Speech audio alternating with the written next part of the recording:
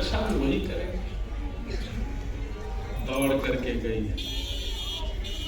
यहाँ पर ससुर खड़े हैं, बड़े बड़े सब लोग खड़े हैं रक्षार्थ, पर किसी के पास नहीं गई, द्वारिकाधीश के पास गई। आप मेरी रक्षा करें। भगवान ने एक रूप से तो बाहर खड़े थे, अंगुष्ठ रूप धारण करके उत्तरा के गर्भ में प्रवेश करके अपने सुदर्शन चक्र से अपने गदा को ही सुदर्शन चक्र की भांति घुमाया और ठाकुर जी ने उत्तरा के गर्भ के बालक की रक्षा की। बोलो भक्तवत्सल भगवान की जय। यही बालक परीक्षित बने। हमारे पूज्य पिताजी महाराज के सदगुरुदेव अनंत श्री विभूषित श्री रामानुज प्रपन्नाचार्य गुरु जी, मेरे दादा गुरु, उनकी एक बात, उन्होंने एक सभा में एक बात कही और इस बात पर स्वामी श्री अखंडानंद जी ने मोहर लगाई। वे कहते हैं, भगवान ने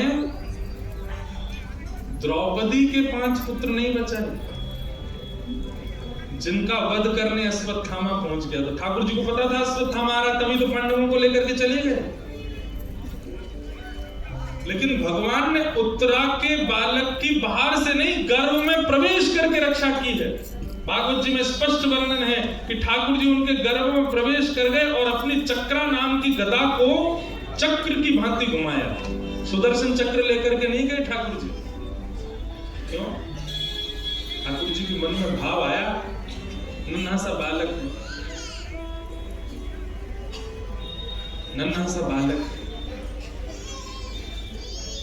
चक्र के तेज से कहीं कोई दिक्कत ना हो, इसलिए ठाकुर जी विचार करके गदा लेकर के गए और उस गदा को इतनी द्रुत गति से घुमाया कि उर्ध होकर के उसकी वायु जाने लगी और ब्रह्मास्त्र आकाश में नष्ट हो गया। लेकिन हमारे गुरुदेव भगवान एक बात यहां पर कहते हैं, ठाकुर जी ने द्रौपदी के बालकों की रक्षा नहीं की, उत्तरा के गर्भ के बालक की गर्भ में जाके रक्षा की। गर्भ में जाके रक्षा करी, ये बड़ी बात है। मतलब जिस गर्भ में हमें दोबारा ना जाना पड़े उसके लिए कर्म सुधारो, ये सारे शास्त्र करते हैं। पुनर्जन्म ना लेना पड़े, ऐसे कर्म करो। ठाकुर जी उस गर्भ में प्रवेश कर गए। ऐसा क्या विशेष था उस बालक में? तब गुरुदेव भगवान कहते हैं, ठाकुर जी को पता था भविष्य में ये कथा का श्रोता बनेगा, मेरी कथा का अधिकारी बनेगा, मेरी कथा श्रवण की रुचि इसके चित्त में आएगी और ये सप्ताह कथा श्रवण करने वाला एक श्रोता है, इसलिए ठाकुर जी गर्भ में प्रवेश कर गए, इसकी रक्षा करें। गुरुदेव भगवान कहते हैं, अपने जीवन में कोई व्यक्ति एक क्षण भी यदि सत्संग या कथा श्रवण कर रहा है तो इस बात को प्रमाणित मान ले कि उसने गर्भ में भगवत दर्शन तो किया है, उसके गर्भ में ठाकुर जी ने उसको आकर के देखा। आपने भगवान को देखा, ठाकुर जी को देखा, क्यों भावमयी चर्चा पर आप रुदन करने लगते हो? क्यों कथा में आपकी इतनी तत्परता कि सुबह के भयंकर कोहरे में आप घर बार छोड़ के यहाँ आके कथा सुन रहे हो? दूर दूर तक जगह नहीं है। कई लोग, जालान जी पहले घंटे से मुझको दिख रहे हैं खड़े। क्यों? आपका कोई नाता तो है नहीं ठाकुर जी से, क्यों खड़े, क्यों सुन रहे हो? कल एक बालक, आप ऐसा नहीं किया करो, कल गाड़ी जा रही, वो कितनी दूर तक पीछे भाग रहा था गाड़ी।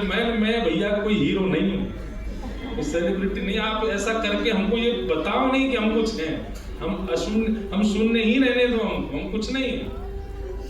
पर आपका ये प्रेम, आपकी ये तत्परता, आपकी ये सजगता इस बात का प्रमाण है कि आपने ठाकुर जी को अपने मातृ गर्भ में देखा है, उनको कभी तो उनका अनुभव किया है, तभी तो उनकी चर्चा आपको प्रिय लग रही है, तभी तो उनकी वार्ता आपको प्रिय लग रही है।